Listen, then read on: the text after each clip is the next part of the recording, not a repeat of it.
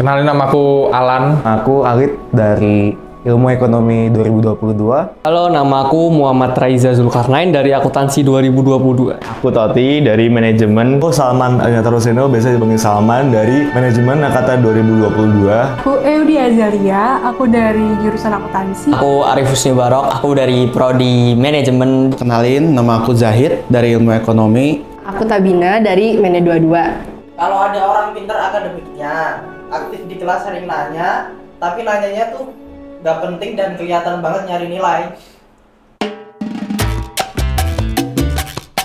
Red flag sih. Menurut aku red flag. Red flag sih. Red flag. Red flag banget sih, itu red flag banget. Ini red flag sih. Red flag. Menurutku sih green flag. Terkesan caper banget gitu ya. Kayak perlunya cuma poin partis gitu, nggak perlu ilmu. Jatuhnya kayak buang-buang waktunya dosen gitu. Misalnya dosen bisa jelasin apa, atau ada teman lain yang bisa kayak pertanyaan yang lebih berkualitas, keambil sama dia yang tanyanya yang nggak sesuai dengan alasan dia cuma buat kayak cari muka atau buat coba buat dapetin nilai gitu. Ngabisin waktu di kuliahnya juga gitu loh, kayak kelasnya jadi lebih lama. Terus kayak sebenarnya pertanyaan tuh bisa dijawab diri sendiri gitu. Karena menurutku kita nggak bisa ngelarang juga karena itu haknya dia gitu loh. Itu pertama kayak anak-anak lain tuh jadi nggak bisa nanya. Soalnya kan kadang-kadang di kelas tuh kayak cuma boleh 2 orang doang atau kayak 3 orang doang gitu yang boleh nanya. Terus tuh biasanya pertanyaan-pertanyaan yang sok ini itu kebanyakan gitu kadang. Ya aku bukan mau ngejudge atau gimana ya, kayak ya udah itu terserah dia aja mau tujuan dia apa, mau penting nggak penting. Ya kalau misalkan sekalipun dia nyari nilai ya itu urusan dia, aku kayak nggak mau ngurus aja gitu. Menurut aku kayak dia pengen cari nilai tapi nanyanya tuh nggak penting ya. Kayak sini orang kayak, hah? Ngapain sebegitunya loh nyari nilai? Kamu cuma cari muka kayak gitu loh. Contoh. Contoh. Aduh, contoh. Sebenarnya nggak masalah gitu ya nyari nilai atau gimana. Cuman kalau misalnya udah mendekati waktu pulang, terus dia nanyanya yang panjang banget dan perlu jawaban yang panjang tuh, dan kita tuh nggak butuh informasi itu gitu loh. Itu bikin aku jadi kayak, bener-bener nih anak nih. Stop nanyain hal yang nggak penting. Orang yang pintar banget dan aktif as individu, tetapi pas dijebloin ke kelompok dia jadi pasif. Menurut kamu green flag atau red flag? Oke, buat aku sendiri red flag. Aku pilih red flag. Aku green flag ya. Itu menurutku red flag banget sih, karena kelompoknya bisa, ya mungkin kerjaannya bisa bagus tapi jadi nggak ada, itu kan sekarang ngelatih kerja sama tim juga kan. Kalau menurutku itu nggak bisa dibiarin sih. Red flag banget. Red flag juga ya. Pertanyaan kedua menurutku red flag juga. Red flag. Manusia paling ngeselin sedunia itu. Kita nggak tahu ya kenapa dia tiba-tiba jadi pendiam dalam suatu kelompok. Kayak kita nggak boleh ngejudge dia. Mungkin ada latar belakang kenapa dia nggak bisa kerja sebagai tim gitu. Terus sebagai tim yang baik, kayaknya kita harus sportif ke dia, kayak nanyain ada apa. Mungkin kalau bisa bantu juga bantu gitu loh. Nggak boleh ngejudge lah intinya. Kalau bisa ke depannya kan kita juga harus bisa bersosialisasi dengan orang ya. Apalagi sekarang bakal banyak banget kita kerja sama orang, apalagi di FEB. Karena kita berkelompok kan, ya seharusnya dia juga harus ikut aktif lah, seenggaknya kayak ngomong dikit lah, kayak ya oke, boleh, aman. Gitu doang.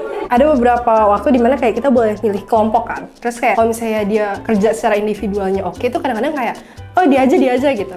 Terus ternyata pasti kelompok, gak ada gunanya juga kan, kayak Sayang banget itu loh, misal udah punya kemampuan yang besar, tapi ternyata nggak bisa. Intinya bisa kerja as a team lah, nggak individualis, dan itu menurutku red flag banget sih. Kalau punya ide tuh keluarin aja. Jangan pasif di kelompok. Tapi pas pinter individu kan kesannya juga jadi kayak, pelit banget gitu. Menurut kamu orang yang suka dominasi group work itu gimana? green. Lebih condong ke red flag ya. Red flag. Green flag ya. Cukup red flag yang parah. Menurutku red flag juga. Ini dari tadi red flag terus ya. Aku green. Aku hijau.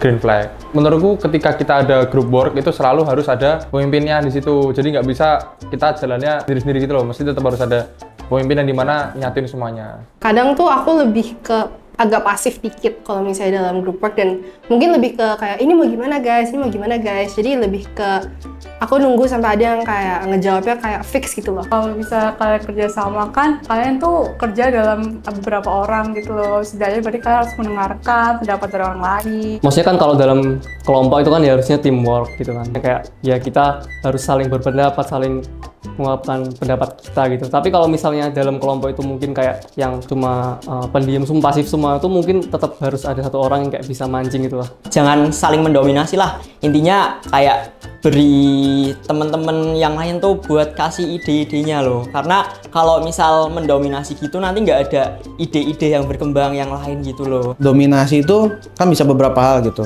Kayak ada yang emang dominasi dalam artian oh dia sering minta update ini itu tolong kerjain ya, kayak itu tuh kan bagus ya buat anggota kelompok yang lalai atau misalnya kayak yang suka lupa gitu ngerjain. Tapi untuk dominasi pekerjaan orang lain kadang itu nyebelin juga, kayak kita udah nyiapin buat dikerjain ternyata udah dikerjain gitu. Biasa kayak gitu tuh ada latar belakangnya ya, anggota kelompoknya udah diingetin tapi nggak ada yang kerja, jadi akhirnya dia memutuskan buat ngerjain semuanya sendiri. Nah kalau gitu mau dibilang red flag juga nggak bisa, karena kan buat nilai dia sendiri, jadi dia harus ngerjain sendiri kayak buat nilainya gitu. Nah kalau misalnya yang dari awal dia langsung dominasi, nggak ada koordinasi tempat lainnya, nah itu red flag karena dia nggak ada rasa buat kerjasamanya gitu. Kalau di kelompok kamu ada yang dominasi kayak gitu, teman kamu kayak negur mereka apa gimana?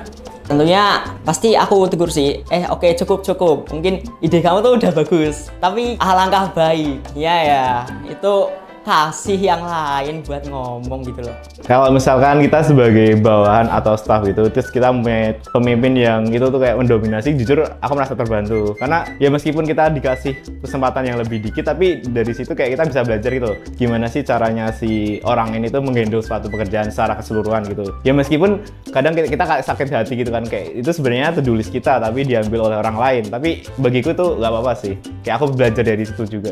Mendominasi penting nggak penting, tapi menurut aku nggak masalah sih. Kecuali kayak yang tadi yang pasif gitu, itu menurutku parah banget sih. Sebenarnya nggak terlalu masalah sih kalau dominan, asalkan tahu batas. Menurut kamu, UGM, utamanya FEB UGM ini bakal sesuai nggak sebagai penunjang masa depan kamu? Kalau iya bisa green flag, kalau enggak bisa red flag. Green flag ya?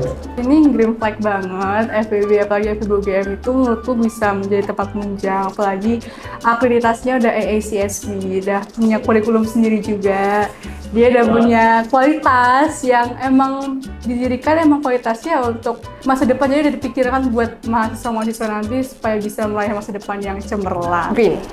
Green flag. Menurutku sangat-sangat cocok. Kalau buat saat ini green flag ya. Green flag. Iya, berarti green flag. Green flag ya. Top 3 gitu loh. Banyak hal baru yang aku temuin di FEB ini, kayak ya teman-teman yang dari luar Jawa yang sebelumnya mungkin aku belum pernah nemuin orang-orang dari luar Jawa, terus dengan pikiran-pikiran yang mungkin belum pernah aku ketemuin, kayak latar belakang yang berbeda gitu. Pasti FEB UGM ini menurut aku bakal menunjang untuk kesuksesan aku di kedepannya.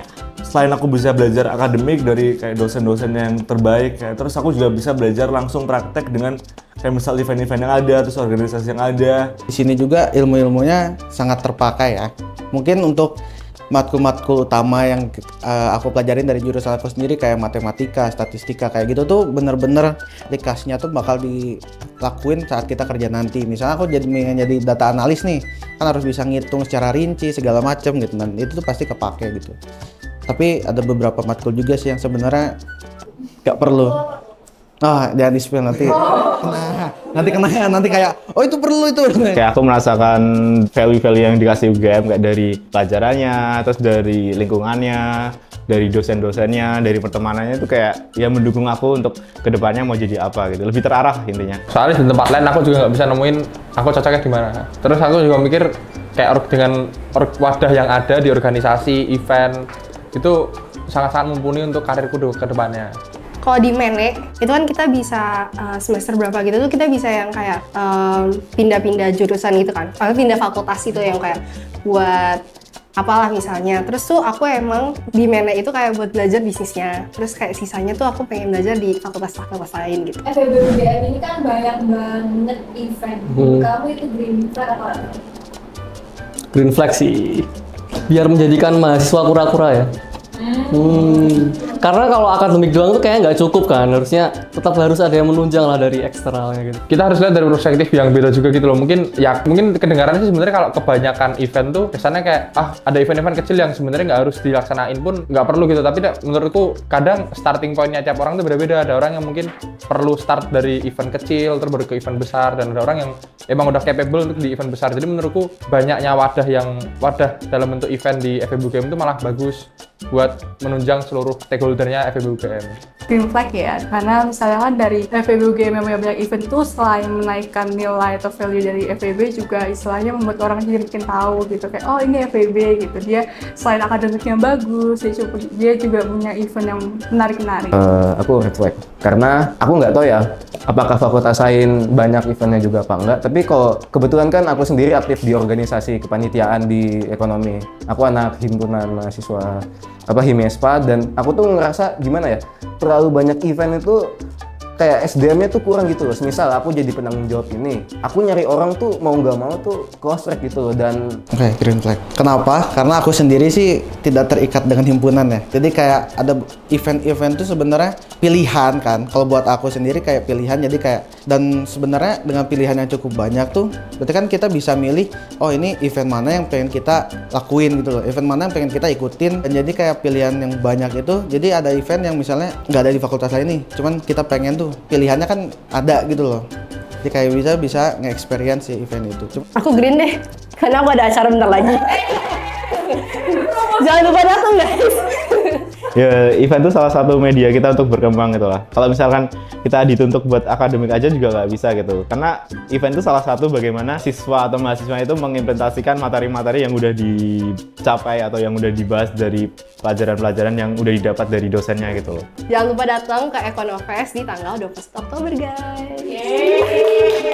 Kita bakal ada event curated market di Pakuwon Mall, Yogyakarta, Sleman. Nah, itu nanti bakal ada puluhan tenan UMKM yang dari sekitaran Jogja dan mungkin Indonesia yang bakal ada di situ. Terus kita juga bakal ada art installation.